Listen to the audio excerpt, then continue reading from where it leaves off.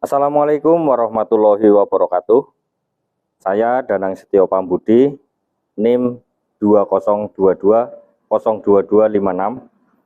Pada kesempatan kali ini, saya akan mempraktekkan bagaimana cara menangani pasien dengan resiko bunuh diri. Baik, langsung saja kita mulai.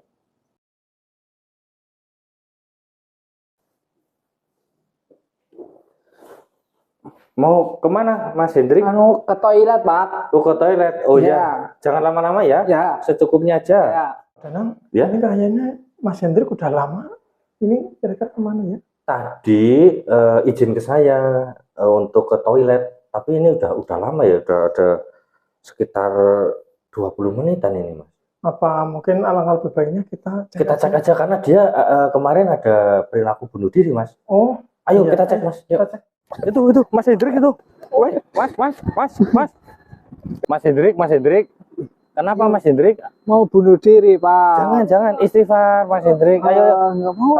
Turun. Lewat sini turun yuk. Mau Yuk. aja itu bunuh diri. Iya, kita turun dulu yuk. Yuk ngobrol dulu. Kemana? Ya ngobrol dulu kalau ada masalah ngobrol ya. Iya. Yuk turun dulu yuk. Iya katanya tadi mau ke toilet. Sini turun Ya, sini. ada bisikan terus. Oh ada bisikan terus.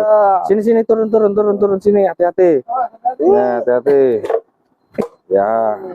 Kenapa Mas? Assalamualaikum Mas Hendrik. Waalaikumsalam warahmatullahi wabarakatuh. Mas Hendrik, nama saya Danang Setio Pambudi, biasa dipanggil dengan Pak Danang.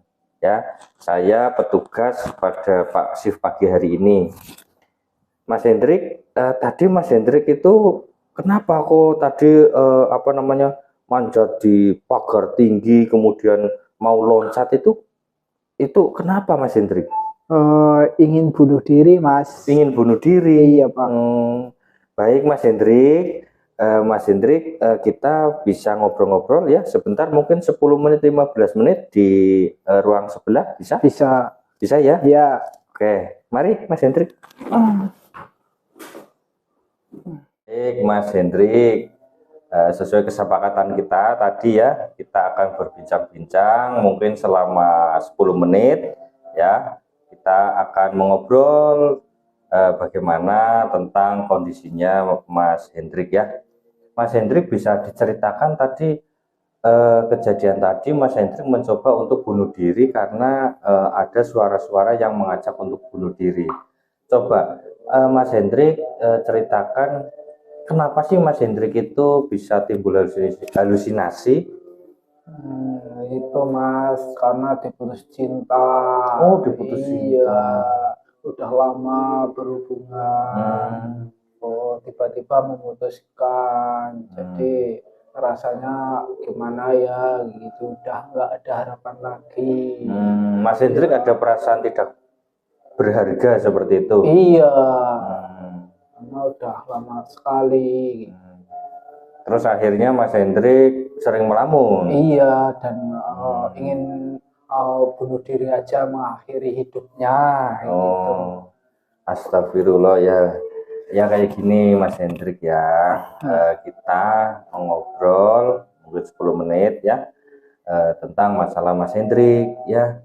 Jadi seperti ini Mas Hendrik, kalau Mas Hendrik itu tetap menyendiri ya, kemudian tidak bersosialisasi, biasanya Mas Hendrik timbul halusinasi ya, timbul suara-suara itu ya. Itu pertama ya Mas Hendrik ya. Jadi Mas Hendrik itu nggak boleh menyendiri lagi ya. Kemudian yang kedua, Mas Hendrik itu harus menghardik halusinasi ketika halusinasi itu datang. Tadi Mas Hendrik sudah mencoba belum untuk menghardik halusinasi ataupun suara-suara yang timbul itu? Belum. Oh, belum. Kan kemarin sudah diajarkan ya. Yeah. Itu harus dicoba Mas ya. Harus dicoba. Kalau misalkan ada suara-suara, Mas Hendrik itu harus mencoba untuk menghardik suara itu supaya hilang ya. Nah baik Mas Hendrik, ini pada kesempatan kali ini saya akan menyampaikan ada beberapa langkah ya yang bisa Mas Hendrik praktekkan nanti ya untuk supaya perilaku bunuh diri itu tidak timbul ya. Pertama ya, Mas Hendrik harus bisa menghardik ataupun menghilangkan suara-suara yang timbul ya, dengan cara menghardik, pergi seperti itu ya Mas Hendrik ya. Yang kedua adalah Mas Hendrik kalau misalkan suara-suara itu muncul, kemudian muncul begitu kuat, kemudian Mas Hendrik mempunyai keinginan ataupun perasaan ingin bunuh diri, Mas Hendrik segera menghubungi petugas ya. Itu yang kedua. Yang ketiga, Mas Hendrik di ruangannya Mas Hendrik ataupun di tempat tidurnya Mas Hendrik, di sekitarnya Mas Hendrik itu tidak boleh ada benda-benda yang membahayakan ya. Contohnya pisau, gunting ya, kemudian paku ataupun misalkan garpu ya, itu tidak boleh ya Mas Hendrik ya. Paham ya Mas Hendrik ya? Baik Mas Hendrik, sekarang kita akan mengecek apakah ada barang-barang yang berbahaya ataupun benda tajam yang berbahaya di tempat tidurnya Mas Hendrik ya. Oke, yuk kita cek yuk. Mas Hendrik, kita cek ya, ada enggak yang berbahaya di lacinya Mas Hendrik. Kosong ternyata ya. Ini di sini enggak ada. Nah, di bantal enggak ada ya. Ya, enggak ada barang-barang yang membahayakan ya untuk Mas Hendrik ya. Baik, kita ke ruangan sebelah ya.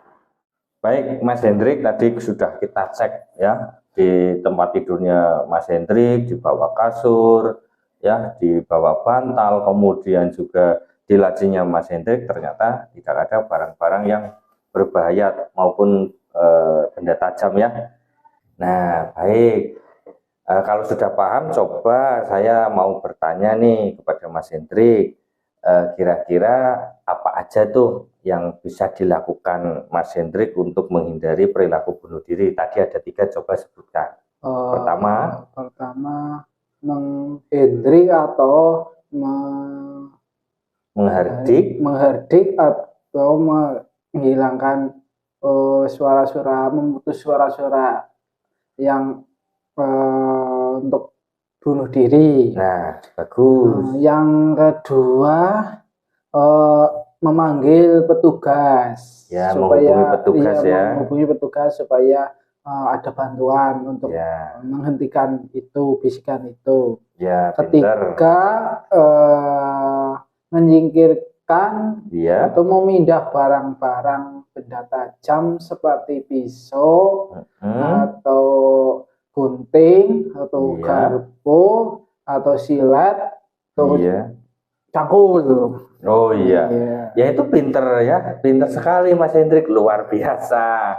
Berarti ada 3 ya yang Mas Hendrik bisa terapkan supaya kejadian yang tadi itu tidak terulang kembali ya Mas Hendrik ya. Ya. Nah baik Mas Hendrik, mungkin ini sudah 10 menit kita bincang-bincang ngobrol bagaimana cara untuk menghilangkan perilaku bunuh diri.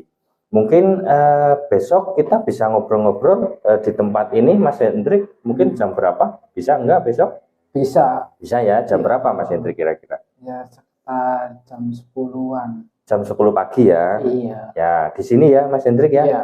Nah baik, besok kita akan ngobrol-ngobrol lagi tentang permasalahannya Mas Hendrik jam 10 pagi ya di sini ya Mas Hendrik ya. Baik, terima kasih. Ini sudah waktunya jam makan siang. Selamat beraktivitas dan juga nanti Mas Hendrik selamat makan siang ya. Terima kasih Mas Hendrik. Saya pamit dulu ya. Iya. Assalamualaikum. Waalaikumsalam warahmatullahi wabarakatuh.